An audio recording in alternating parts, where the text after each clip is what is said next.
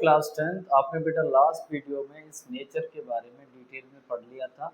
मैंने आपको हेल्प से गाइड किया आपको। तो अब हम देखेंगे इन तीनों रूट्स को हम किस तरह से ऑन द पेपर कैसे यूज करते हैं और उनके बारे में हम अच्छे से समझते हैं। पहला केस क्या कह रहा था, हमारा पहला केस देखिए। फर्स्ट केस में हमसे कहा गया B square minus four A सी अगर जीरो से बड़ा आता है तो उसके x की वैल्यू जो थी वो क्या थी, दोनों ही हमारी पॉजिटिव रहेंगे पर रियल रहेंगे। ठीक है, रियल। अब हम इसमें एक एग्जांपल लेके देखते हैं। जस्ट सपोज कि हमारे पास एक क्वाड्रेटिक इक्वेशंस ले लेते हैं जिसका हम बहुत ही आसानी से पता करेंगे कि ये सच है या नहीं। ठीक है,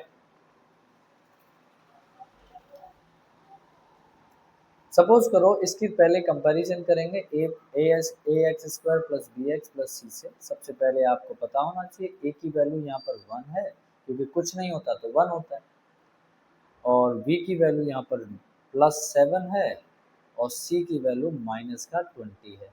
तो जैसा कि आपको पता ही है, इस लॉ को फॉलो करने के लिए हम ट्राई कर लेते हैं। B square minus four A C okay is greater than 0। तो हम देखें b की वैल्यू क्या है, 7 square plus 7 square minus four times 1 into minus 20, 120 is greater than 0। अगर ये है तो ठीक है, नहीं है तो हमने गलत एग्जांपल ले लिया है ना। तो 49 माइनस का और 12 का मल्टीप्लाई 4 से करेंगे तो कितना होता है, 48 होता है। Minus minus plus is greater then. ठीक है, उसके बाद इसे ऐड कर लें, जरा कितना आएगा जरा मुझे बताएं, कितना आएगा, 9, 12 एंड 5। आप देख पाए हैं कि इसकी यानी कि जो d है वो हमारा 0 से बड़ा आया। इसका मतलब है इसकी जो x की वैल्यू अगर मैं फाइंड करूंगा तो दोनों ही पॉजिटिव आएंगे पर रियल आएंगे। ठीक है, तो इस तरह से आपको इनका नेचर पता करना होता है। यही आपको लगभग लगभग 3 नंबर में आ जाता है क्वेश्चन। दूसरे केस में क्या था, B square minus four A सी अगर 0 के बराबर है। मोस्टली इस वाले टॉपिक से सवाल काफ़ी पूछता है, तो इसके लिए हम आइडेंटिफाई कर लेते हैं। लेट सपोज कि 3x² माइनस 2x प्लस 1/3 है। ठीक है, तो इसमें हम कंपैरिजन करेंगे। ax² minus plus bx plus c equals to 0।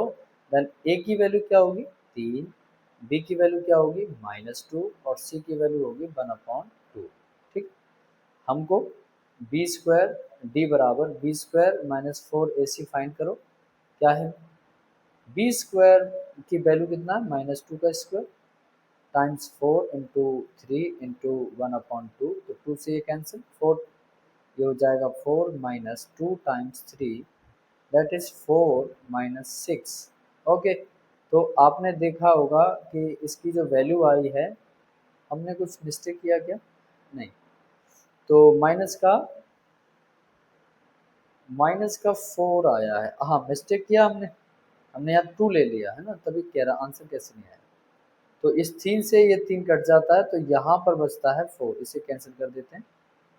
तो ये 4 माइनस 4 इक्वल्स टू 0। तो इस केस में आपका जो डी का वैल्यू आया, डी बराबर आ गया 0 के, यानी कि B square minus four A सी जो है 0 के बराबर आ गया। तो आप ये कह सकते हैं इसकी जो वैल्यू आएंगे ना एक्स की, दोनों सेम होंगी। चाहे वो पॉजिटिव हो सकती है, नेगेटिव हो सकती है, मैटर नहीं करता। तो ये सवाल इस तरह से हुआ। तीसरा केस जो है, B square minus four A सी अगर 0 से छोटा आ जाता है तो एक्स की वैल्यू आपकी सॉल्व भी नहीं, नो सॉल्यूशन ऐसे कहेंगे, नो सॉल्यूशन या नो रियल रूट्स। ठीक है, तो उसके लिए हम लोग एक एग्जांपल कंसीडर कर लेते हैं। जस्ट सपोज हमारे पास लिखा है 2x² माइनस 4x प्लस 3 है ना, इक्वल्स टू 0। अब इसकी सेम कंपैरिजन करेंगे। ax² plus bx plus c is equals to 0। That is a की वैल्यू हमारी क्या है यहाँ पे, देयरफॉर 2, b -4 एंड c +3। आपको पता है हमको d, so b equals to v square minus 4ac। अब b की वैल्यू देखो, यहाँ पर 4 दिया हुआ है, माइनस 4 स्क्वायर, 4 टाइम्स 2 टाइम्स +3, तो 60 माइनस का 8 और ये 24 हो जाएगा, और माइनस करेंगे तो 8 बचता है जो कि 0 से छोटा है, 0 से नेगेटिव नंबर छोटा हो गया। तो हम ये कहेंगे जो d जो है is less than 0, that means इसका क्या है, दैट x की no, x equals to no solution, no solution, इसको आगे हल नहीं करना है, बस इतना सा करना होता है ना, आसान। अभी कोई भी वैल्यू निकाल सकते हैं आसानी से, किसी भी इक्वेशन से पता कर सकते हैं, किसी भी इक्वेशन का उसका नेचर और रूट पता कर सकते हैं कि है या नहीं, है ना। इससे आपको 1-2 नंबर का सवाल मिलेगा। और अगला पार्ट जब इस वीडियो का आएगा, बहुत ही ब्यूटीफुल टॉपिक है, बहुत इंपॉर्टेंट है, तो अगला पार्ट जरूर देखें। इसलिए देखना है, मिस ना करना पड़े, तो इसीलिए इस चैनल को सब्सक्राइब करें और बेल आइकन पे प्रेस कर लें, जिससे कि आपको टाइम टू टाइम जो भी क्वेश्चंस मैं करा रहा हूँ, क्योंकि बोर्ड नज़दीक है और प्री बोर्ड भी नज़दीक है, तो बहुत अच्छे से आपका पेपर जाए, ऐसा मेरी विशेष है। तो मेरी इच्छा है, मैं चाहता हूँ कि आप इसे डेली फॉलो करें और डेली हर वीडियो को देखें और अपने कमेंट्स लिखें कि आपको क्या चीज़ समझ में आई, क्या नहीं आई, वो ज़रूर मुझे बताएं, येस नो गुड जैसा भी लिखना है वो लिखें। Thank you very much. अगर आपने यहाँ तक आपने वीडियो देखी उसके लिए बहुत बहुत धन्यवाद आपका, और ऐसे अपने दोस्तों के साथ शेयर करें, जिससे कि उनको भी मालूम पड़े कि आप कहाँ से पढ़ रहे हैं, RK US इंस्टीट्यूट से आप अपनी स्टडी को कंटिन्यू कर रहे हैं। Thank you very much for this watching this video.